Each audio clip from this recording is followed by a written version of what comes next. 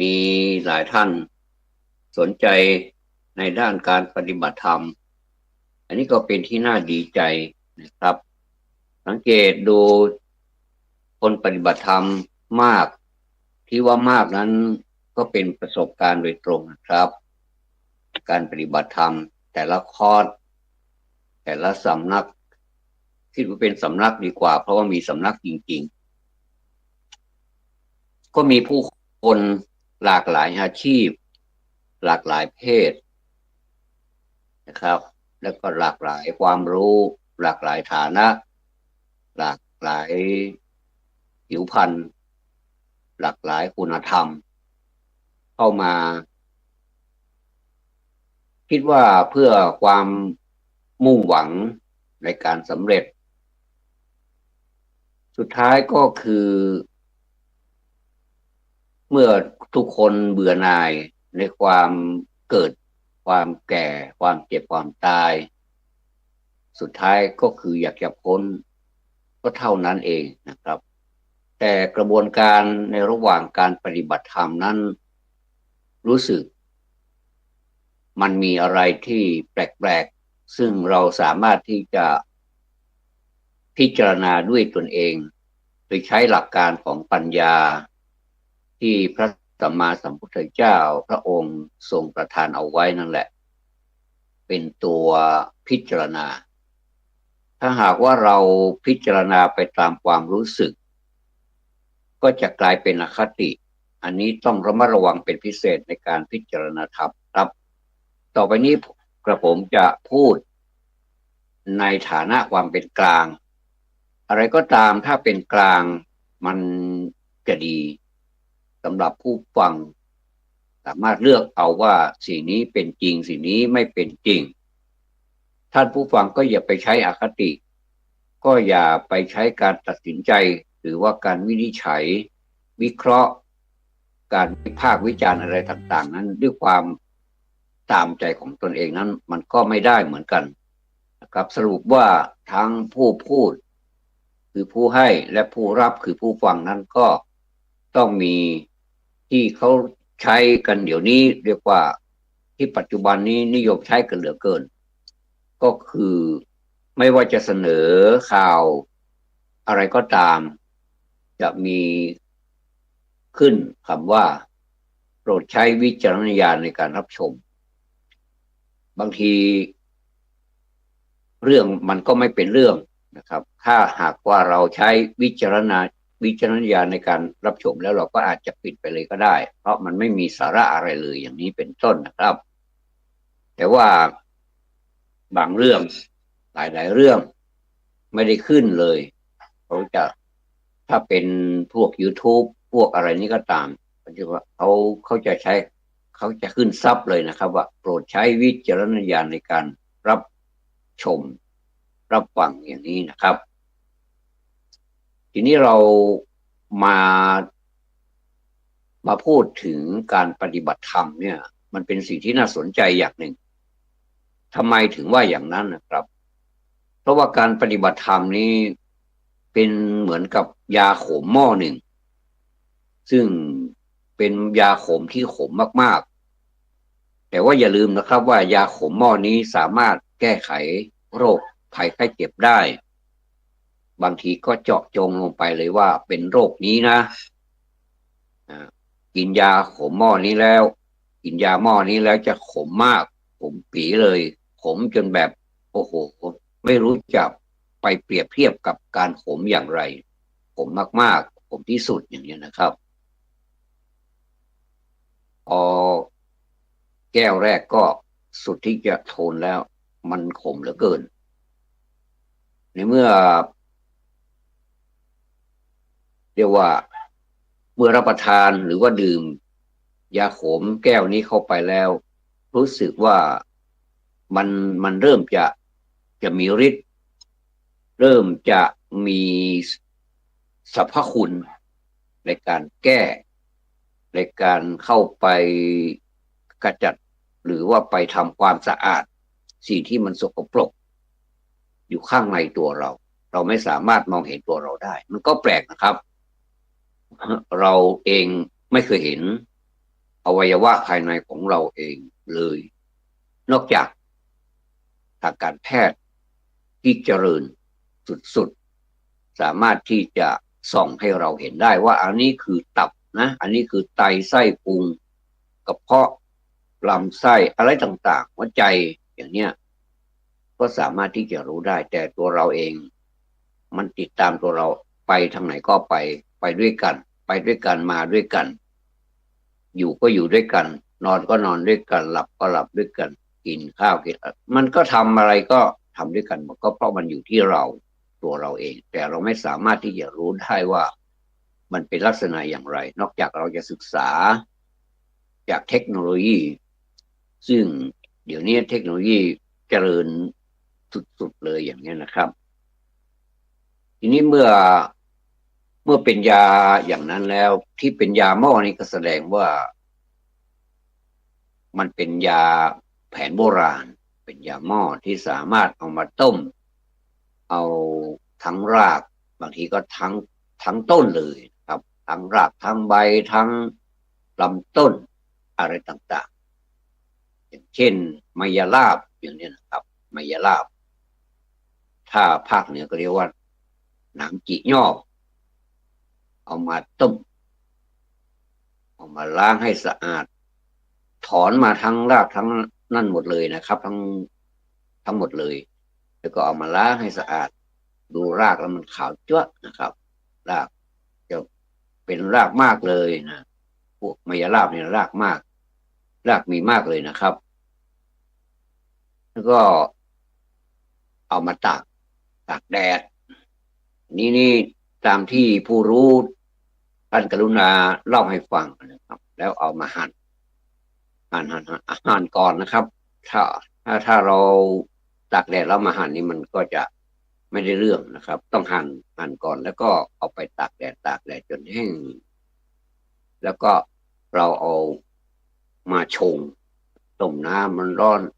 เอาชงเหมือนกับชงชาเลยอย่างนี้นะครับเป็นชาหญ้ามายราบเล็กๆนะครับไม่ใช่มายราบยักษ์นะอันนั้นมันคนละอย่างกันนะครับก็เอามาดื่มแทนน้ำเลยครับเขาอธิบายต่อไปว่ามันเป็นยาเหมือนกับเป็นยาที่สามารถแก้โรคได้คนที่เป็นมากๆก็จะค่อยๆบรรเทาไปคนที่เป็นน้อยๆก็จะหายไปเลยอย่างนี้นะครับหายจากโรคนะครับไม่ใช่หายจากโรคถ้าหายจากโรคก็คือบังสุกุลเลยนะครับเมื่อบังสุกุลแล้วก็แทนที่จะดื่มชาหญ้ามายาลาบแต่ก็กลับไม่ได้ดื่มก็ไปตัวใครก็ตัวใครครับมาคนเดียวก็กลับคนเดียวก็ถูกแล้วนี่ยุติธรรมที่สุดนะครับไม่มีใครที่จะพอตัวเองไปก็จะดึงคนอื่นไปด้วยนอกจากตายเป็นหมู่ถ้าตายเป็นหมู่ก็ขนาดตายเป็นหมู่เลยยังไม่รู้เลยว่าใครจะไปที่ไหนอย่างไรเพราะฉะนั้นการตายนี่มันเป็นเรื่องที่จะว่าสยองมันก็สยองนะครับรู้สึกพลั่นพลึงรู้สึกขั้นคลามรู้สึกขั้นเนื้อขั้นตัวเป็นไข้คล้ายจะเป็นลมก็ดมยาหม่องก็ดมยาลมกันถึงอย่างไรมันก็ไม่พ้นนะครับพูดถึงตายมันก็แวบๆไปถึงเรื่องนั้นอยู่ตลอดเวลาเนี่ยเขาบอกว่าท่านที่อธิบายให้ฟังเนี่ยอธิบายให้เราเห็นภาพเลยนะครับว่ามันแก้ดีจริงๆมันเป็นประเภทยาโทนเย็นนะครับเป็นยาเย็นมันจะมียานี่มันก็มียาหลายอย่างหลายเรียกว่าหลายเวอร์ชันหลายอย่างเป็นยาโทนร้อนแล้วก็โทนเย็นพูดถึงการปฏิบัติธรรมเนี่ยการอยู่บ้านเฉยๆเนี่ยถือว่าเป็นการปฏิบัติธรรมไหมถ้าเราใช้การพิจารณาจริงๆมันเป็นการปฏิบัติธรรมไม่ว่าเราจะทำอะไร เรานั่งอ่านหนังสืออยู่ใช่ไหมเป็นการบริหารสายตาแล้วก็เมื่อเราตาดีอยู่หูดีอยู่อะไรอะไรมันก็อวัยวะยังใช้ได้อยู่อย่างเนี้ยครับก็สามารถที่จะซึมซาบความรู้เหล่านั้นให้เข้าไปสู่ในสมองได้ส่วนการจะเก็บความรู้ไว้นานเท่าไหร่นั้นก็เป็นเรื่องของสัญญาความทรงจำสัญญาก็เพราะว่าสัญญานี่ความทรงจำเนี่ยมันก็มีระยะเวลาที่จำได้นะครับเป็นระยะเวลาคือเป็นวันหมดอายุของมันได้เหมือนกันถ้าเราไม่ซ่อมแซมเราไม่ดูแลมันก็สามารถที่จะหมดอายุไปได้เร็วกว่าปกตินะครับนี่ก็เป็นเรื่องของอนิจจาอนิจจังสัญญาอนิจจาเวทนาก็เป็นอนิจจาก็เป็นความไม่เที่ยงสัญญาก็ไม่เที่ยงอนิจจาแปลว่าไม่เที่ยงนะครับเพราะฉะนั้นนี่เราไปคิดอะไรมากกับสิ่งเหล่านี้นะครับเมื่อมันหมดไปแล้วก็ถือว่ามันมันสิ้นอายุของมันแล้วเราจะทำอย่างไรเราจะมาต่ออายุหรือว่าเราจะมาแก้ไขเราจะมาซ่อมแซมเราจะมาป้องกันสิ่งป้องกันนี้มันดีย่อมจะดีกว่าที่การไปแก้ไขคือคนนี่ถ้าเป็นโรคเสียก่อนถ้าเป็นไม่สบายเสียก่อนแล้วก็ไปกินยาอย่างนี้ครับรู้สึกเขาเรียกว่าเป็นการแก้ไขปลายเหตุเป็นการที่ไม่เป็นการป้องกันถ้าจะเข้าหลักพระพุทธเจ้าก็เรียกว่าประมาทนั่นเองเนี่ยธรรมะของพระพุทธเจ้านี่ลึกซึ้งเหลือเกินคือจะมีอะไรที่จะไปถามอะไรก็ตอบได้หมดว่าอย่างนั้นเถอะนะครับก็ตอบที่ตัวเรานี่แหละนะครับเจ็บไหมอะไรไหมลืมไหมอิ่มไหมหิวไหมร้อนไหมหนาวไหมไม่ต้องไปถามคนอื่นถามที่ตัวเรานี่แหละเรามีความรู้สึกอย่างนั้นจริงไหมถ้ามีความรู้สึกอย่างนั้นแต่เมื่อกี้นี้มันหนาวนะเดี๋ยวนี้ทำไมมันร้อนอย่างนี้แสดงว่าเวทนามันเปลี่ยนแล้วนะครับเวทนามันเปลี่ยนทิศทางละเวทนาตัวนี้แหละเดี๋ยวมันก็ร้อนเดี๋ยวมันก็หนาวคือเรียกว่าร้อนหนาวตัวรุมเป็นเรียกว่าจะเป็นไข้แล้วเนี่ยนะครับก็รีบไปกินยาอย่างเนี้ยบางทีพอพูดถึงยาถ้าผมเนี่ยตัวรุมๆนะผมตัวตัวผมเองนะคือผมไม่ชอบที่จะไปกินยาผมชอบที่จะทำนู่นทำนี่ให้มันลืมไปเลยแล้วก็เหงื่อออกอย่างอย่างมากที่สุดก็คือถ้ามันเพลียจริงๆมันง่วงจริงๆก็ไปนอนเสร็จแล้วพอตื่นขึ้นมาแล้วจะจะมีความเรียกว่ามีมีมีอาการอีกอย่างหนึ่งนะครับก็คือ1 ชั่วโมงผ่านไปเนี่ยเราตื่นขึ้นมาแล้วมันรู้สึกกระชุ่มกระชวยขึ้นมาก็เป็นเรื่องแปลกก็เลยทำอย่างนี้มาตลอดก็คือเป็นคนที่ไม่ค่อยชอบกินยาเท่าไหร่นอกจากจะจำเป็นจริงๆโดนถูกบังคับอย่างนี้นะครับถ้าอย่างนี้ผมกินแต่นอกนั้นนี้ผมไม่กินยิ่งถ้าเป็นยาไประงับอะไรเนี่ยนะผมยิ่งไม่ชอบอันนี้คือธรรมชาติของผมเองเรียกว่าเป็นนิสัยใจคอส่วนตัวนะครับส่วนใครจะทำอย่างไรนั้นก็แล้วแต่พระคุณท่านก็แล้วกันนะครับว่าใครชอบแบบไหนก็ตามใจแต่การศึกษานะครับการศึกษานอกห้องในห้องโดยเฉพาะอย่างยิ่งการศึกษาจากผู้รู้จากเรื่องการรักษาสุขภาพเนี่ยนะครับมันมีอยู่หลากหลายฝ่ายหนึ่งก็เชียร์ให้กินยาไม่ว่าจะเป็นอะไรต้องพึ่งยาหมดเลยประโยคแรกที่เราบอกว่าไม่ค่อยสบายอย่างนี้นะประโยคแรกที่เขาแนะนำหรือว่าเขาถามก็คือเขาถามก่อนว่าเป็นอะไรบอกว่าไม่ค่อยสบายเขาบอกว่าไปหาหมอหรือยัง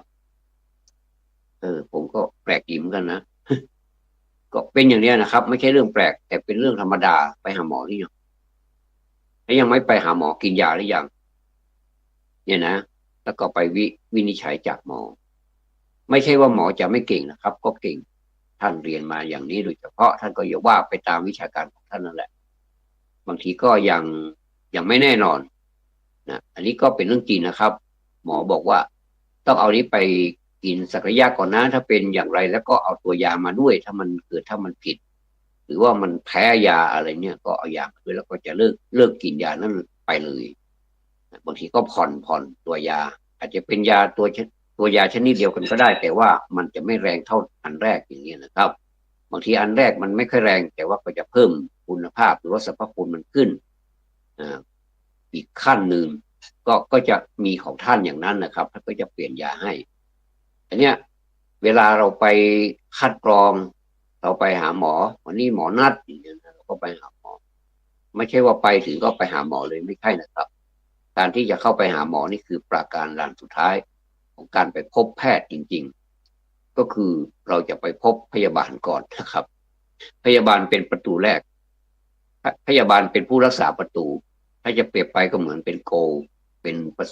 เป็นผู้รักษาประตูเป็นนายทวารทวารก็คือประตูเป็นเป็นนายทวารพยาบาลให้เข้าไปก็ให้เข้าไปได้แต่ถ้าพยาบาลว่าโนก็ทั้งวันนะครับคุณก็นั่งรอท่าหมอไปเถอะไม่มีทางเข้าไปหาหมอได้เพราะว่านายทวารไม่ยอมนะครับเพราะฉะนั้นนี่ก็บุคคลแรกที่เราไปพบก็คือนายทวารก็คือพยาบาลอย่าไปโกรธท่านนะครับอย่าไปว่าท่านทำไมถามพูดมากเหลือเกินถามว่าเรื่องของผมท่านมาถามมากมันเรื่องของผมจริงอยู่แต่ว่าเป็นเรื่องของท่านด้วย เป็นเรื่องของพยาบาลด้วยเพราะว่าพยาบาลเขามีหน้าที่ถ้าพยาบาลไม่ทำหน้าที่พยาบาลก็ขาดคุณธรรมก็ขาดธรรมะพยาบาลไม่ปฏิบัติธรรมก็คือไม่ปฏิบัติในหน้าที่ของความเป็นพยาบาลนี้ยกตัวอย่างนะครับผมไม่ได้ว่าพยาบาลนะฟังดีๆนะโปรดพิจารณาในการรับฟังครับก็เมื่อผ่านกระบวนการของพยาบาลแล้วเนี่ยก็ท่านก็จะเช็คจะมีที่เช็คอยู่ใช่ไหมครับมีที่เช็คอยู่แพ้ยาตัวยาอะไรไหมอันดับแรกก็คือผมก็เคยพูดไปแล้วเหมือนกันก็พูดอีกก็ได้นะครับอันดับแรกพอยื่นเอกสารให้แล้วเนี่ยเป็นชื่อเราหรือเปล่าคนนี้รับจ้างมาเป็นคนไข้หรือเปล่าเนี่ยมันก็มีนะครับถ้าการรับจ้างเป็นคนไข้แต่ผมก็ไม่เคยได้ยินอันนี้สมมุติเอานะครับขนาดรับจ้างเข้าคุกยังมีเลยนะครับเป็นผู้รับสารภาพเป็นผู้เข้าคุกแทนคนที่ทำผิดจริงๆมันก็มีในโลกนี้มันก็แปลกดีเหมือนกันครับอะไรที่มันไม่น่าเป็นไปได้มันก็เป็นไปได้มันก็เป็นไปก็ไม่รู้นะครับสรุปแล้วคือโลกนี้มันก็คือผีบ้านั่นแหละครับเป็นบ้าอะไรต่างๆบ้านเราเรียกว่าเป็นผีบ้าผีวอวอนี่ก็รู้อยู่นะครับว่ามันเป็นของใครนะครับ ก็ในเมื่อนายทวารอนุญาตแล้วเนี่ยแล้วก็ต้องเอกสารนี่มันก็ต้องไปที่อื่นอีกนะครับเอกสารในมือของเราเนี่ยก็เดินทางไปตามกระบวนการของมันไปอยู่จุดนั้นจุดนี้ในที่สุดมาเขาก็จะขึ้นไปอยู่ในมือของคนที่จะประกาศหรือว่าขานชื่อเรียกคุณนั่นคุณนี้สังเกตดูนะครับเดี๋ยวเนี้ยในโรงพยาบาลนี่เรียกว่าคุณหมดเลยนะครับดูเหมือนเราจะพูดยากเหลือเกินเรื่องเพศนี่พูดยากยกเว้นพระ พระนี่ไม่มีคุณนะครับ พระนี่ก็เรียกว่าพระมหาพระคุณเจ้ารูปนั้นรูปนี้ใช้เป็นรูปนิมนต์เจ้าค่ะอย่างนี้นิมนต์ครับอย่างนี้นะครับอันนี้พระไม่เหมือนกับชาวโลกเขาก็เรียกว่าคุณหมดเลยอายุตั้งเป็นหนุ่มเป็นสาวเป็นคนกลางคนเป็นผู้สูงวัยเป็นผู้มีอายุมั่นขวัญยืนนี่นะครับทุกคนอยากได้ใช่ไหมอายุมั่นขวัญยืนถ้าอายุมั่นขวัญยืนมีสุขภาพดีก็น่าจะอายุยืนนะแต่ถ้าอายุยืนจริงๆแต่ว่ากระสอบกระแสหรือว่าติดเตียงอย่างนี้ผมว่าความรู้สึกของเรานี่ก็เปลี่ยนไปเป็นความเบื่อหน่ายไปเลยเนี่ยนะครับแต่ในขณะเดียวกันคนที่เป็นลูกเป็นหลานนี่ก็ชื่นชมบอกว่าบรรพบุรุษของเขาอายุยืนชื่นชมกันเหลือเกินแต่คนที่ทรมานที่สุดก็คือคนที่มีอายุยืนเจ้าของอายุนั่นแหละทรมานเหลือเกินนะครับเราไปถามว่าดิมีความสุขไหมเนี่ยเขาบอกว่าไม่มีเลยทำไมเป็นอย่างนั้นล่ะครับก็แสดงว่าพรที่เราให้กันเนี่ยอายุวันโนสุขังพลังมันไม่ครบใช่ไหมครับมันก็จะแหว่งไปก็จะเป็นอายุก็ได้ละนะอายุนี้โอเค อายุเยอะๆเนี่ยแสดงว่าเป็นอายุยืนอ่าแต่แต่วัยรุ่นหรือว่าคนที่มีอายุน้อยๆเนี่ยเขามักจะกระแทกผู้มีอายุยืนว่าคนแก่อย่างนี้เราโอ้โหแก่คือเหมือนกับมันไม่เพราะนะจริงมันก็แก่นั่นแหละนะครับนี่ก็คือคนที่เกิดมานานแต่เราอยากจะสนับสนุนให้คนที่พูดว่าคนแก่เนี่ยนะมันรู้สึกมันย้ำมันเหมือนกับกระแทกเสียงมันไม่เพราะแค่นั้นเองนะครับมันก็แก่จริงๆนะต้องยอมรับความจริงแต่ว่าเราจะเปลี่ยนคำพูดใหม่ได้ไหมอันนี้กำลังพูดถึงเรื่องอายุนะครับผมก็เป็นอย่างนี้นะครับก็เป็นของผมเนี่ยเพราะเป็นจำนันจานะครับพอไปพูดถึงอายุผมก็จะพูดถึงอายุก่อนก็เคลียร์ไปเป็นอย่างเป็นอย่างบางทีฟังแล้วมันไม่ทันก็ต้องขออภัยด้วยท่านก็ต้องแกะตามด้วยนะครับก็อายุก็คืออายุวันโนล่ะวันโนตัวนี้ก็คือวันนะก็คือผิวพรรณอันนี้พูดถึงชาวโลกนะเขาจะแปลกันแบบนี้นะครับแต่ว่าท่านผู้รู้เป็นนักปราชญ์บัณฑิตทั้งหลายเนี่ยอันนี้นี่ท่านจะแปลไปอีกอย่างหนึ่งนะแปลไปอีกอย่างหนึ่งก็คือธรรมะข้อเดียวนี่ครับสามารถแปลได้ตั้งเยอะแยะไปหมดเลยนะครับเหมือนกับอ่ะอายุวันโนวันนะก็คือผิวพรรณ สุขะก็คือรู้อยู่แล้วว่าคือสุขะคือความสุขครับเหมือนกับเราเราปวดท้องเนี่ยนะเราก็ไปสุขาเนี่ยก็มาจากตัวนี้แหละสุขคือความสุขสุขาอยู่ห้นใดนั่นนะครับเออสมัยนี้เขาไม่ค่อยเรียกสุขาแล้วเพราะว่าความหมายมันก็เดินทางไปที่เดียวกันนั่นแหละก็เขาจะเรียกเป็นให้สุภาพยิ่งขึ้นอีกก็คือห้องน้ำมันก็แปลกดีเหมือนกันนะเหมือนกับว่าห้องนี้ถ้าไม่มีน้ำก็แสดงว่าไม่ใช่ห้องน้ำใช่ไหมมันก็ถ้าจะพูดไปมันก็จะไปเถียงกันแล้วก็กลับกลายเป็น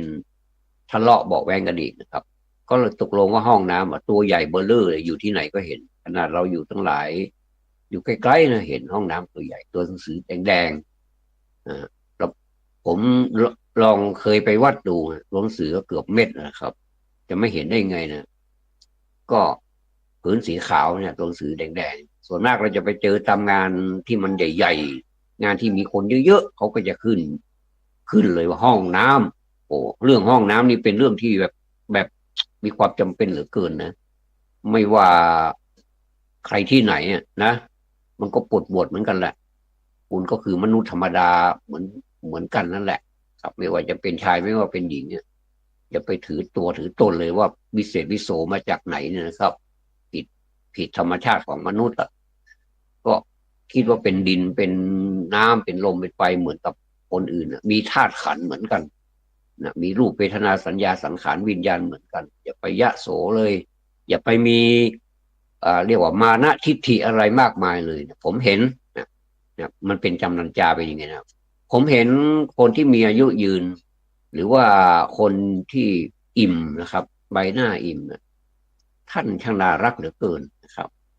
ขนาดท่านเป็นถึงศาสตราจารย์ท่านมีแบบทั้งวัยวุฒิทั้งคุณวุฒิการศึกษาอะไรต่างๆท่านผ่านมาหมดเลยผ่านสมรภูมิความยากลำบากในการดำเนินชีวิตแล้วก็การประคับประคองร่างกายธาตุขันธ์เหล่านี้ให้ยืนอยู่ได้มาจนถึง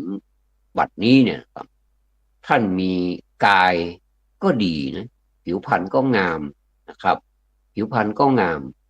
วาจาหรือก็สุดสุดยอดก็คือเป็นวาจาที่อ่อน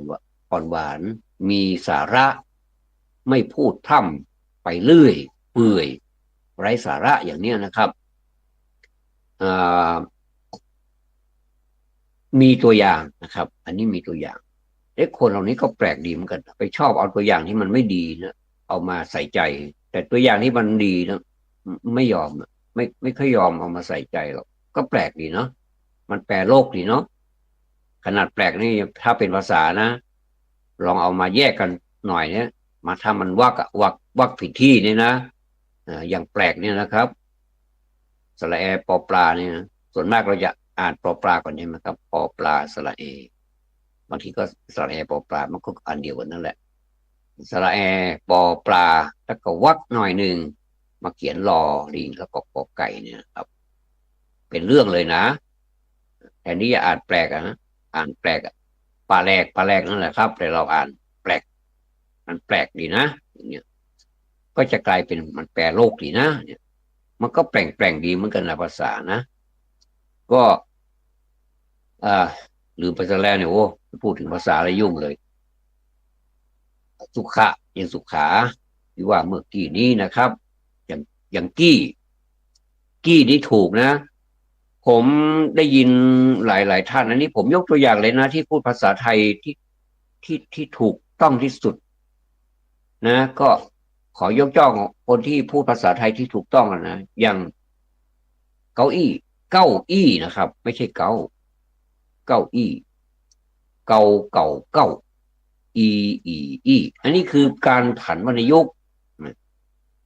บางทีก็เราก็ไปพูดไปฟังอย่างเมื่อกี้เราต้องผันดูนะกี่ถ้าเราไม่มั่นใจว่าเราพูดผิดนะเราก็ผันดูอะกี่มันถูกใช่ไหมเพราะฉะนั้นนี่สรุปแล้วคำกล่าวนี้นะคำกอสระอีไม่เอกกี่ไม่โทกี้เนี่ยมันจะต้องอ่านว่าเก้าอี้หรือว่าเมื่อกี้ต้องเป็นเก้าอี้นะครับไม่ใช่เก้าอี้เก้านี่มันเป็นไม้ตรีแล้วเหมือนเลขเจ็ดไทยนั่นแหละครับอ่าแล้วก็กี้แสดงว่ามันเป็นเมื่อกี้ไม่ใช่เมื่อกี้ก็ผมเห็นทางสื่อรู้สึกภาษาไทยเสียหายหมดเลยนะครับก็มีหลายท่านเหมือนกันที่เรียกว่าเมื่อกี้นี้ก็เห็นผู้สื่อข่าวผู้อ่านข่าวอะไรต่างๆเนี่ยผมก็ไม่ได้ระบุใครนะครับเพื่อความมั่นคงของสังคมเพื่อความมั่นคงของภาษาเรามาพูดภาษาไทยโดยการผันวรรณยุกต์ให้เป็นอย่างนี้นี่เห็นด้วยไหมให้เห็นด้วยยกมือขึ้นถ้าไม่เห็นด้วยก็เดินไปเลยเดินก็ไม่เป็นไรก็ถือว่ามีความเห็นต่างก็ไม่เป็นไรแต่ว่าถ้าจะให้ถูกต้องคือเมื่อกี้นี้ครับไม่ว่าจะเป็นพระสงฆ์ท่านก็พูดพระสงฆ์ผมไม่ยกตัวอย่างแล้วนะท่านไปฟังเอาเองก็แล้วกันว่ามีพระเดชพระคุณรูปใดบ้างที่พูดภาษาไทยที่ถูกต้องที่สุดเมื่อกี้นี้ฟังนะครับสังเกตดูไม่ใช่จับผิดนะแต่ฟังแล้วรู้สึกมันถูกนะมันถูกที่สุดนะแต่ถ้าเมื่อกี้ผิดเลยนะครับแต่ความจริงแล้วเรื่องเหล่านี้พระพุทธเจ้าท่านมองข้ามนะไม่ว่าจะเป็นเมื่อกี้นี่ท่านไม่เห็นความดีความชั่วอะไรไม่มีหมดไปแล้วนะครับก็เมื่อกี้นี้นะครับ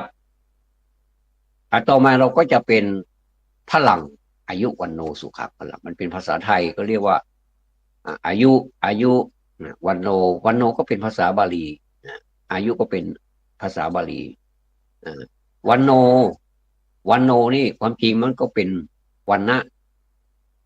ก็เป็นอาการันนั่นเองนะครับแต่ว่าเมื่อเอามาผสมกันแล้วก็จะเป็นเอาโอนั่นแหละเอามาผสม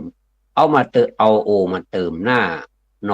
อนเนนอีกตัวหนึ่งมันเป็นนอนเนนสองตัวใช่ไหมครับสระไม่มีภาษาบาลีไม่มีสระก็เลยดึงเอา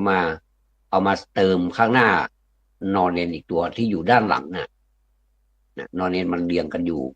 เอามาแทรกด้านหน้าของนอนเนนสุดท้ายนั่นก็จะเกิดกลายเป็นวันโนแล้วก็จุดข้างล่างเหมือนกับเวอร์ไวเว็บดอทข้างล่างแต่ว่านี่ก็หิตมันก็ไม่ใช่นะครับก็ผิดอีกนะครับก็จุดแต่จุดให้มันเห็นนะไม่ใช่จุดไม่เห็นมันก็ไม่ใช่จุดนะครับมันก็ต้องจุดดำข้างล่างนอนเนนตัวแรกก็กลายเป็นวันโนตัวนี้ก็คือเป็นผิวพันธุ์ที่เขาเรียกว่าเป็นผิวพันธุ์ต่างๆเป็นต้นแล้วแต่เอาไปขยายอีกได้เยอะเลยครับอายุวันโนสุขังอันนี้กลับมาแล้วสุขังก็คือความสุขแล้วทีนี้ตัวสุดท้ายก็คือพลังนั่นก็เหมือนกันครับพลังทำไมไม่มีงองูแล้วก็มีจุดเหมือนกับตัวอื่นเขาล่ะก็เพราะมันเกี่ยวข้องกับการบังคับใช้ภาษานั่นเองครับภาษามันจะเป็นไปตามกฎกติกาของมันเองนะครับพลังตัวนั้นแทนที่จะมีพอไม่มีสระใช่ไหมคือพอลังแต่เราอ่านพระลังนะครับ แต่มันเป็นนิคหิแทนไม่ใช้งองูนะครับไม่ใช้งองูก็เลยกลายเป็นนิคหิแทนนะครับเราก็จะอ่านเป็นภาษาบาลีว่าอายุปันโนสุขังพลังตอนนี้เราอธิบายมาถึงพูดมาถึงพลังแล้วนะพลังก็คือการมีกำลังวังชาที่ดีไม่อ่อนเปรี้ยเพลียแรงถึงแม้ว่าจะผอมจะอ้วนแต่ว่าสุขภาพร่างกายเนี่ยมันดีการปฏิบัติหน้าที่ไปตามหน้าที่เป็นประจำภาระธุระที่จะดูแลธาตุขันธ์เนี่ยมันก็เป็นอยู่เป็นประจำจะต้องให้ความสุขให้อะไรให้อาหารมันให้สัปปายะมันให้อยู่พอสบายไม่เกินไปแล้วก็ไม่พร่องไม่อ่อนเกินไปแล้วก็ไม่ตึงเกินไปก็คืออยู่แบบสบายสัปปายะถ้าเป็นอาหารก็เป็นอาหารสัปปายะที่อยู่อาศัยก็ที่อยู่อาศัยสัปปายะก็ที่อยู่สบายพอสมควรไม่หรูหราเกินไปแล้วก็ไม่ต่ำต้อยเกินไปอย่างนี้นะพูดถึงว่าที่อยู่เนี่ยนะครับมันสำคัญนะการนอนเนี่ยถ้าสมมุติว่าปฏิบัติธรรมได้แต่ว่าก็ยังเข้าใจผิดว่าคนมาปฏิบัติธรรมมันก็ต้องอดทนสิมันก็ถูกนะเราก็พูดอะไรมันก็ถูกเหมือนกันว่าก็ต้องอดทนสิอดทนนี่มันมีกี่อย่างมันก็มีอยู่3 อย่างนั่นแหละครับไม่มีอะไรมากมายไปกว่านี้ก็คืออดทนต่อความลำบากลำบนเหลือเกินอย่างนี้อดทนต่อความตรากตรทำงานหนักตรากตรำนี่หมายถึงยกนู่นยกนี่ทำงานหนักชาวไร่ชาวนาก็อยู่กลางไร่กลางนากลางทุ่งนะงงก้มเงยทั้งวันไม่ว่าแดดจะร้อนฝนจะตกก็อยู่กลางทุ่งกลางนาเขาไม่ได้ไปแต่งตัวหรูหราเหมือนคนอื่นเขาเนี่ยนะไม่ได้ไปผูกเนคไทใส่สูทอยู่สำนักงานแอร์เย็นๆเนี่ยมันไม่ใช่อันนี้ก็ไม่ได้ว่าใครนะแต่ว่ามาเปรียบเทียบให้เห็นภาพแค่นั้นเองนะครับว่าอันเนี้ยความตรากตรำครับไม่ว่าคนที่จะอยู่ทับมีสถานที่สบายอย่างไรก็ตามแต่มันก็ตรากตรำในงานครับก็คือทุ่มเทสมองทุ่มเทความรู้อะไรต่างๆที่ได้ร่ำเรียนมาเนี่ยนะโดยเฉพาะส่วนมากแล้วก็จะเลือกเอาที่เป็นเฉพาะทางแม้แต่การเรียนขั้นสุดท้ายก็คือมหาวิทยาลัยนี้เขายังถามเลยว่าสาขาอะไรถ้าสาขาอย่างเรียนเกษตร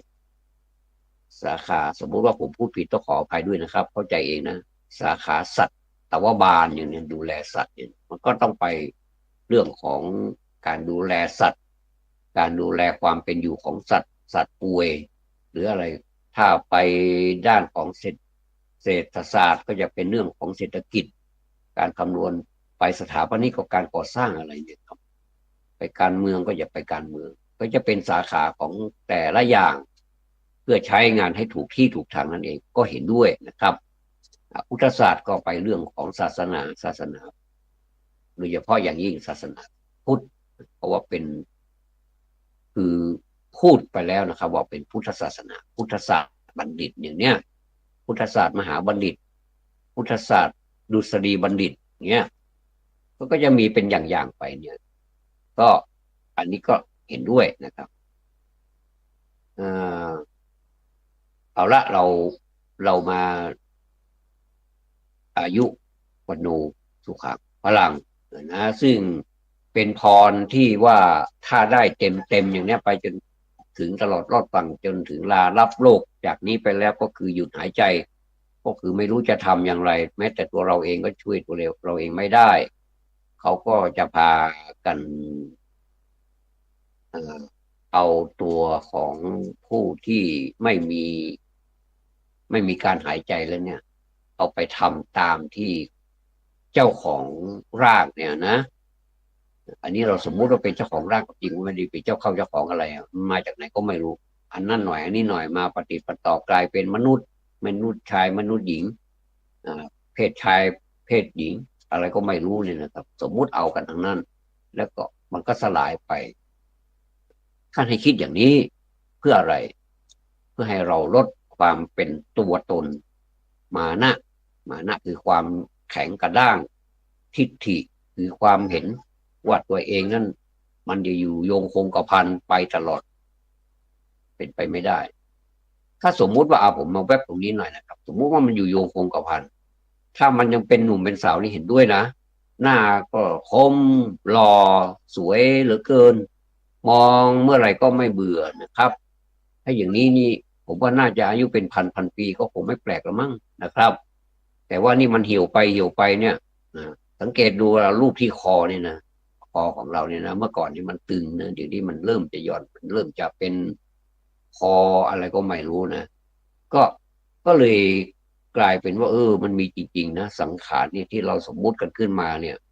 เดี๋ยวนู่นเดี๋ยวนี่มันก็เสื่อมสลายไปแล้วเอากลับคืนยากเลยนะแม้เทคโนโลยีมันจะแข็งแรงมันจะรุ่งเรืองจะเจริญแค่ไหนเนี่ยก็เอาเกือบแทบไม่อยู่เหมือนกันมันจะมีร่องรอยความเป็นคนที่เกิดมานานอยู่เหมือนกันหนังตาก็หย่อนเนี่ยนะครับแล้วก็ข้างๆตานี่มันก็หิวเรียกว่าไม่อยากจะพูดเลยเนาะมันก็เป็นไปตามนั้นน่ะทุกอย่างนะครับเนี่ยผมพูดไปถึงไหนละเอาพูดถึงเรื่องวัยความเป็นตัวเป็นตนของเราไม่มีนะครับในเมื่อเป็นอย่างนี้แล้วเนี่ยก็มียารักษาโรคขนานเอกซึ่งรักษาได้ชะงัดดีมากก็คือเรื่องของการไม่ต้องเกิดมาอีกแล้วนะครับเหมือนพระพุทธเจ้าท่านทรงสอนนักสอนนะก็คือความไม่ไปถือว่าเราเป็นเราครับคือละอัตตาตัวตนเป็นอนัตตาทั้งหมดเลยไม่ว่าจะเป็นคนไม่ว่าจะเป็นสัตว์ไม่ว่าจะเป็นอะไรในคือพื้นปฐพีในสากลเนี่ยนะครับสากลโลกไม่มีอะไรสักอย่าง no ลูกเดียวนะครับไม่ใช่ yes นะมัน no ลูกเดียวทีนี้เรามาพูดกันก็ให้สนุกสนานให้บันเทิงในธรรมนะครับว่า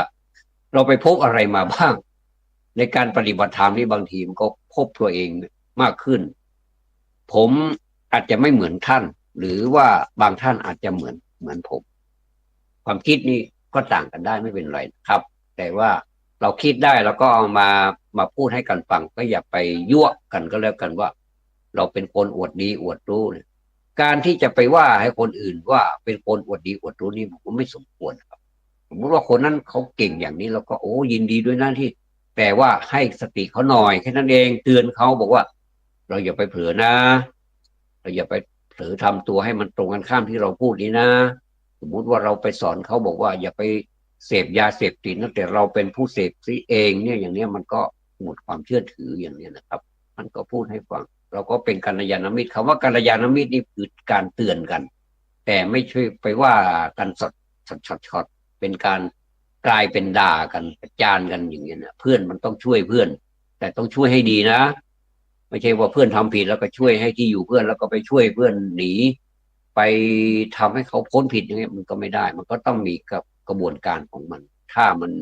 นั่นจริงๆแล้วก็ต้องเข้าสู่กระบวนการอย่างนี้เป็นต้นกระบวนการมันก็ต้องเก่งด้วยนะไม่ใช่กระบวนการมันบิดเบี้ยวเป็นอคติมันก็ไม่ใช่อีกมันก็ใช้ไม่ได้มันต้องจริงๆอะไรมันก็จริงๆคนหนึ่งยอมรับผิดว่าจริงแล้วแต่ว่ากระบวนการมันบิดเบี้ยวไม่ให้เป็นจริงอย่างเนี้ยมันก็ไม่ได้หรือว่าเขาไม่ผิดแต่เขาไปขยันขยอให้เขาผิดอย่างนี้มันก็ไม่ได้อีกอะในโลกนี้มันไม่แน่จริงๆนะผมว่าไอ้ที่แน่ๆคือความไม่แน่นั่นแหละนะครับก็เลยกลายเป็นว่าการปฏิบัติธรรมนั้นเราหลงประเด็นไปว่าเราอยู่เฉยๆหรือว่าอยู่ที่บ้านเนี่ยเราไม่ได้ปฏิบัติธรรมนี่มันไม่ใช่อยู่ว่างๆไม่ได้ทำอะไรเนี่ยความจริงท่านทำนะหายใจหรือเปล่าล่ะก็หายใจมือไม้เคลื่อนไหวไหมกินข้าวไหมดื่มน้ำไหมหิวไหมเหนื่อยไหมสบายไหมทุกข์ไหมเนี่ยมันหมดเลยอ่ะมันปนกันหมดเลยอะทั้งวันเนี่ยบางทีเราลำดับยังไม่ถูกเลยนะผมเคยเขียนไดอารี่เนี่ยเคยเขียนความรู้สึกวันเนี่ยนะครับว่าเราทำอะไรบ้างเนี่ยโอ้หมดเวลาไปเยอะเหมือนกันนะก่อนกว่าจะได้นอนเนี่ยเราลำดับนะเวลานั้นเราทำอันนั้นเวลานั้นเราทำอันนั้นมีอยู่หลักฐานมีอยู่ไม่ได้เมคขึ้นมานะครับมันเป็นเรื่องจริงว่าเวลานั้นผมกินข้าวกับอะไรกินข้าวแล้วมันมีความรู้สึกกับท้องอย่างไรบ้างต่อไปนี้เราจะไม่กินแล้วนะ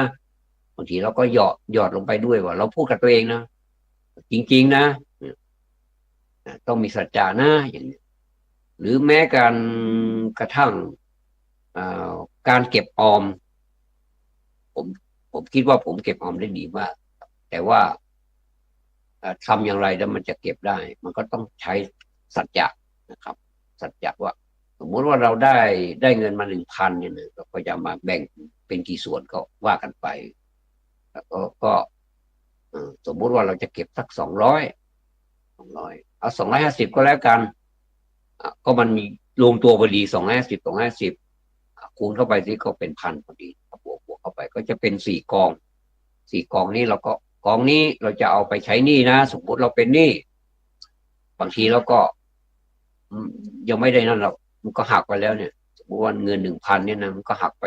250ก็เหลือ750นี่เหลือ3 กองไอ้ใช้หนี้นี่ใช้ไปแล้วเพราะเขาหักไปแล้วนะ250นะ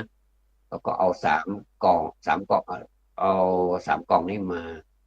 เอามาจัดสรรปันส่วนบอกเราจัดสรรปันส่วนว่ากองนี้เราจะเก็บไว้นะ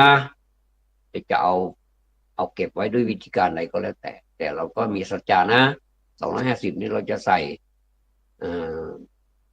ตรงนี้เอาเก็บไว้ตรงนี้อย่าไปแตะต้อง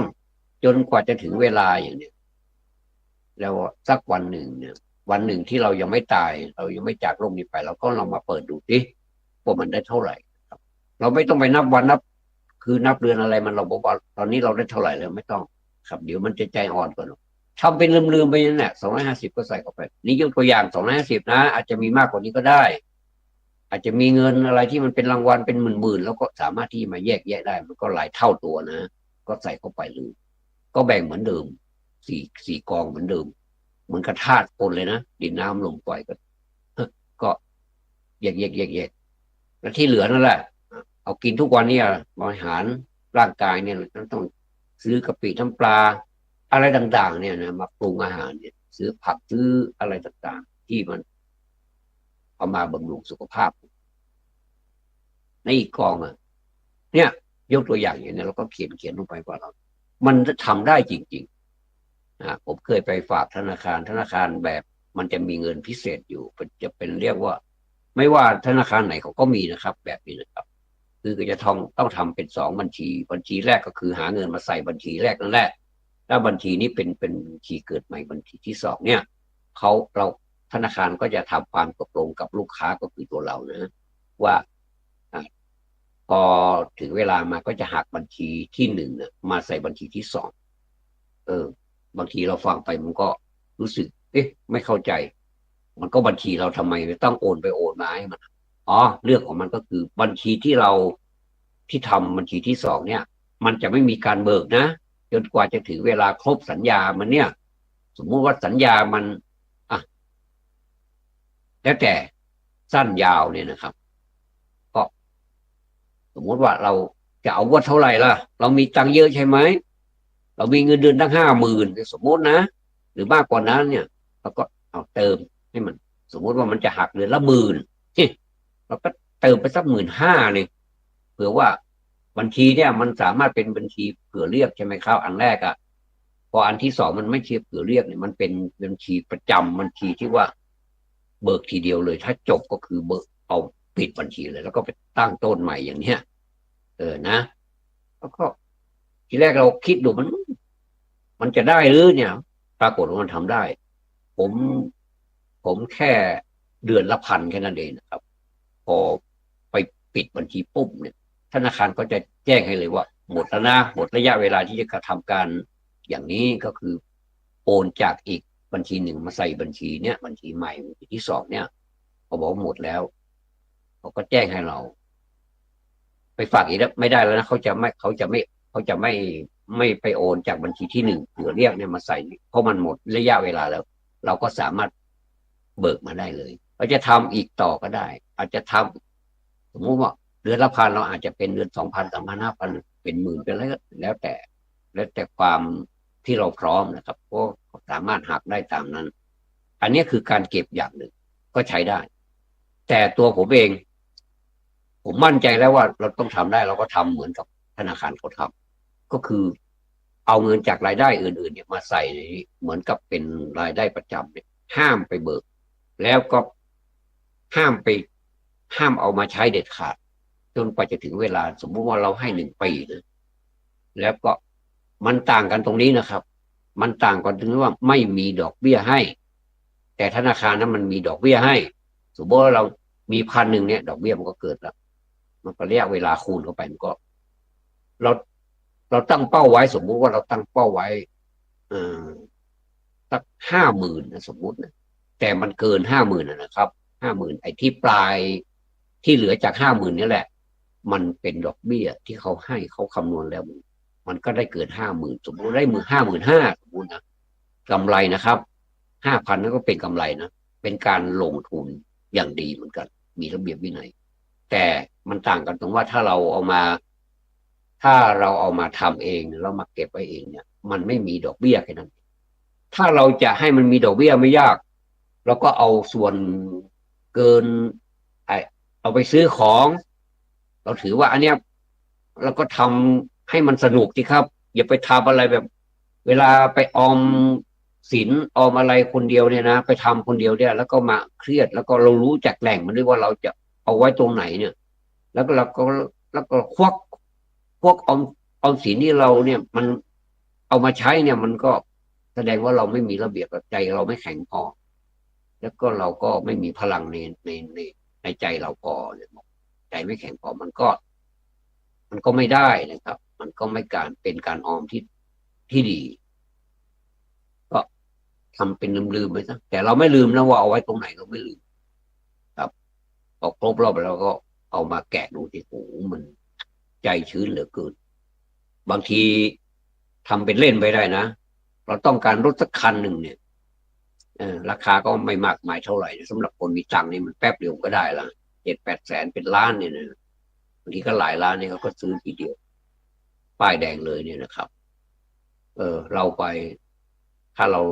ราสามารถที่ไปถึงจุดนั้นได้เนี่ยเราออมทรัพย์ได้เป็น7-8 แสนเนี่ยทนอีกหน่อยสิเอาอีกสัก2 ปีดิเอาปีละ100,000ก็แล้วกันให้มันเป็นล้านไปเลยนะให้มันโลกลือไปเลยนะโลกไม่ลือเราก็ลือเองก็ได้ครอบครัวเราลือกันเองก็ได้ไม่เป็นไรหรอกไม่ต้องไปลือมากนะครับอันตรายอย่าตายนะครับหรือว่าเรามีตังค์นะไปตะโกนไปออกเสียงตามสายนะว่าผมมีตังค์นะตอนนี้ออมทรัพย์เองได้เป็นล้านเลยเนี่ยเดี๋ยวก็ซวยเลยทีนี้นะครับก็เงียบไว้ก็แล้วกันนะตังค์ก็ตังค์เราไม่ได้ไปลักไปขโมยใครมาเนี่ยเราทำด้วยความสามารถด้วยความวิริยะอดทนด้วยความซื่อสัตย์ของเราจริงๆนะครับทั้งนี้ทั้งนั้นตังค์ที่ได้มานี่ไม่ใช่ตังค์ที่ได้มาสกปรกไม่ได้นะมันต้องมาด้วยน้ำบาดน้ำแรงของเราจากการที่ออกเหงื่อจริงๆสมัยก่อนผมก็ทำงานมันก็ออกเหงื่อจริงๆถ้าเหงื่อไม่ออกก็ไม่ได้ตังค์ละท่านไม่ว่าจะเป็นงานสาขาอะไรไม่ว่าท่านจะทำงานสบายอะไรก็ตามนะมันก็ออกเหงื่อกันทั้งนั้นนะครับก็คือใช้พลังกายแล้วก็พลังใจครับว่าจะพูดถึงธรรมะทำไมพูดถึงเรื่อยเปื่อยไปเลยความจริงมันก็เป็นธรรมะทั้งนั้นนะการเก็บออมการมีสัจจะอะไรมันก็เป็นธรรมะทั้งนั้นนะแต่ที่ผมไม่ได้บอกว่าเป็นธรรมะแค่นั้นเองก็จริงแล้วมันก็ใช่นะความดีก็ธรรมะความชั่วก็ธรรมะไม่ดีไม่ชั่วก็ธรรมะก็คืออย่างไรก็คือความดีก็คือธรรมะก็คือเป็นกุศลการทำดีก็คือเป็นกรรมดีเป็นกุศลกรรมนะเรียกว่าถ้าเป็นภาษาบาลีแล้วกุศลกรรมถ้าเป็นความไม่ดีล่ะก็เรียกว่าเอาอ่างมาเติมหน้ากุศลกรรมก็เป็นอกุศลกรรมก็เป็นกรรมไม่ดีถ้ามันเป็นปานกลางแหละดีก็ไม่ใช่จะว่าชั่วก็ไม่เชิงอย่างนี้มันเป็นอะไรกันเนี่ยนะก็อันนี้มันเป็นยังไงละท่านเนี่ยท่านก็จะตอบว่ามันเป็นกรรมกลางๆคือจะว่าดีก็ไม่ดีจะว่าชั่วก็บวกครับอันนี้กรรมมี3 อย่างแต่ที่เราเน้นๆก็คือกรรมดีกับกรรมชั่วนั่นแหละบุญและบาปนะครับที่เน้นๆกันนะว่าวันนี้ทำดีหรือยังเนี่ยบางทีก็เป็นภาษาที่ทำดีได้ดีทำชั่วได้ชั่วก็อยู่ในภาษิตเหมือนกันครับก็แล้วแต่อันเนี้ยมันเป็นธรรมะเหมือนกันไม่ว่าเราจะพูดไปในแง่ไหนมุมไหน เหลี่ยมไหนครับเหมือนกับเหลี่ยมถ้าเอามาใช้ในบริบทของการใช้เลขกลก็เรียกว่าเล่ห์เหลี่ยมถ้าเราเอามาใช้ในการสร้างในการเป็นฝีมือในการทำโน่นทำนี่ให้มันได้ฉากได้มุมได้อะไรก็เรียกว่าเหลี่ยมเหมือนกันถ้าเป็นคนเหลี่ยมจัดก็แสดงว่าเป็นคนเล่ห์เหลี่ยมถ้าเป็นนักมวยนักกีฬาก็จะดูเหลี่ยมดูเหลี่ยมว่าวัดระยะก่อนนั้นดูเหลี่ยมแล้วก็จะเข่าหรือว่าจะเตะขออภัยนะครับจะศอกหรือว่าจะกระโดดโยนเข่าก็มีมาหลายนอกแล้วนะที่โยนเข่าแล้วก็หวบห้าวลงไปเลยแล้วก็นับ10ลงไปเลยกรรมการโบกมือไม่ไหวแล้วครับโดนนอกไปแล้วก็มีนี่เขาเรียกว่าเหลี่ยมบางคนก็เหลี่ยมจัดบางคนก็เหลี่ยมไม่จัดบางคนก็ไม่มีเหลี่ยมบางคนใช้เหลี่ยมผิดก็คือเล่ห์เหลี่ยมก็เยอะแยะไปหมดเลยนะครับเนี่ยผม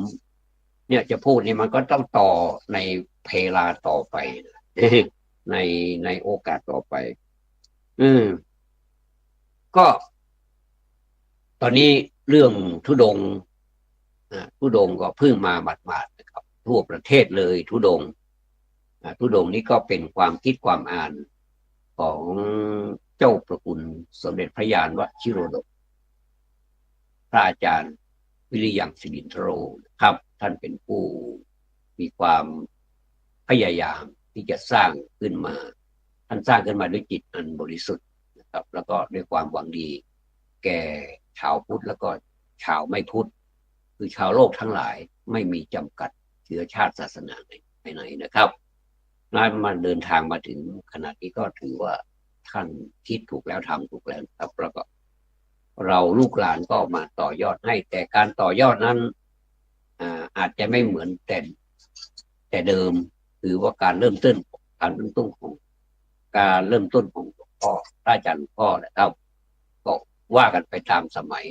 แต่ว่าเราจะทำให้ดีที่สุดเท่าที่จะทำดีได้แล้วก็เป็นไปตามความเป็นธรรมจริงๆนะครับเราก็เดินทุดงกันเหนื่อยกายแต่ว่าเราสบายใจก็ผมจะพูดสั้นๆนะครับในช่วงเวลาสุดท้ายช่วงท้ายของเวลานี้นะครับก็ไปเดินทุดงกันผมได้ฟังแล้วฟังอีกก็คือท่านจะย้ำนะครับตรงนี้ท่านจะย้ำเดินทุดงไปทำไมกันเราก็งงกันเป็นไก่ตาแตกปรากฏว่าเราก็ยอมรับนะครับว่าเราไม่รู้อาจจะมีความคิดไปต่างๆนานาคำตอบคน100 คนก็ได้100คำตอบอันนี้คนตั้ง1,000 กว่าคนมันก็ได้1,000 คำตอบ1,500 คนก็จะมี5,000 ครับ1,500 คำตอบบางคนก็ตอบมากกว่า1ก็จะเป็นคำตอบ10,000 คำตอบเยอะกว่านั้นก็จะกลายเป็น2,000 3,000 คำตอบไปแต่คำตอบที่ถูกต้องที่พระคุณท่านนะครับท่านได้อธิบายไว้ว่าการเดินธุดงค์นั้นอันนี้ยึดตามคำสอนของพระอาจารย์หลวงพ่อนะครับเจ้าพระคุณสมเด็จพระยาณวชิโรดมนะท่านบอกว่าการเดินธุดงค์เนี่ยเดินทำไมท่านบอกว่าเพื่อการเดินทางเดินธุดงค์มันก็เป็นการเดินทางอยู่แล้วใช่ไหมครับแต่ว่าความหมายมันมากกว่านั้นครับการเดินทางนี่ท่านถามต่อไปเป็นข้อ2ว่าเดินทางทำไมต้องการอะไรท่านก็บอกว่าชีวิตคือการเดินทางต้องมีอะไรเอาอย่างนี้ดีกว่านะครับต้องมีอะไรต้องมีเสบียงใช่ไหมต้องมีเสบียงนะและก็ต้องพัฒนาอะไรเนี่ยมันก็เป็นคำตอบจากนี้ไปมันก็ต่อยอดไปเรื่อยๆนะครับเหมือนปฏิจจสมุปบาทก็คือมีอันนี้มันต้องมีอันนี้ใช่ไหมเนี่ยต้องการอะไรต้องพัฒนาต้องการพัฒนาเนี่ยแล้วก็พัฒนาอะไรพัฒนามรรคพัฒนาผลนะพัฒนามรรคมีองค์8เอาง่ายๆครับว่ามรรคมันมีอะไร ก็มีสัมมาทิฏฐิเป็นต้นสัมมาสมาธิเป็นที่สุดเนี่ยนะครับเพราะฉะนั้นนี่ชีวิตถ้าเป็นภาษาอังกฤษเลยชีวิตมันคือ move on นั่นเองทีนี้เสบียงที่เราต้องมีเนี่ยมันก็ต่างกันธาตุขันธ์มันมีเหมือนกันดินน้ำลมไฟเหมือนกันแล้วก็อ่ามีนามมีรูปเหมือนกันมีตั้งแต่รูปเวทนาสัญญาสังขารวิญญาณเหมือนกันนะครับแต่ว่ามันต่างกันต่างๆนานาก็แล้วแต่ก็พาคนทั้งเป็นหมื่นเป็นพันเป็นหมื่นไปปฏิบัติไม่เหมือนกันทุกคนเลยอุปนิสัยเดิมก็ไม่เหมือนกันหยาบหรือว่าอะไรหยาบละเอียดอะไรก็ไม่เหมือนกันต่างกันไปก็สนุกดีเหมือนกันท้าทายดีเหมือนกันครับไปดวลกันในสนามนั้นว่าใครมีความยับยั้งชั่งใจใครมีวาจาที่ว่าสุภาพมีวาจาที่อ่อนไม่ใช่อ่อนหวานนะหยาดเยิ้มจนโอ้โหนี่ไม่ใช่แต่ว่าให้สุภาพอ่ะให้ฟังแล้วมันเกิดความอุ่นใจเนี่ยมันก็มีทั้งเข้มทั้งข้นทั้งขมทั้งหวานทั้งเปรี้ยวทั้งเผ็ดอยู่ในนั้นหมดเลยรสชาติดีมากเลยแต่ว่ามันก็เป็นความทรงจำที่ดีบ้างไม่ดีบ้างก็แล้วแต่ครับแต่เราก็เอามาสลัดกันให้หลุดๆก็แล้วกันอย่าไปคิดมากนะครับนะทีนี้เพราะฉะนั้นนี่เราก็เมื่อไปปฏิบัติแล้วนี่อย่าให้เสียโอกาสก็แล้วกันโอกาสเป็นสิ่งที่ไขว่คว้าหายากลำบากเหลือเกินกว่าจะได้มานะครับก็ขอเป็นกำลังใจให้ตัวเองด้วยแล้วก็ขอเผื่อแผ่ให้บุคคลอื่นด้วยนะครับขอความสุขความสวัสดีจงมีแด่ท่านผู้ฟังทุกท่านธรรมะสวัสดีครับ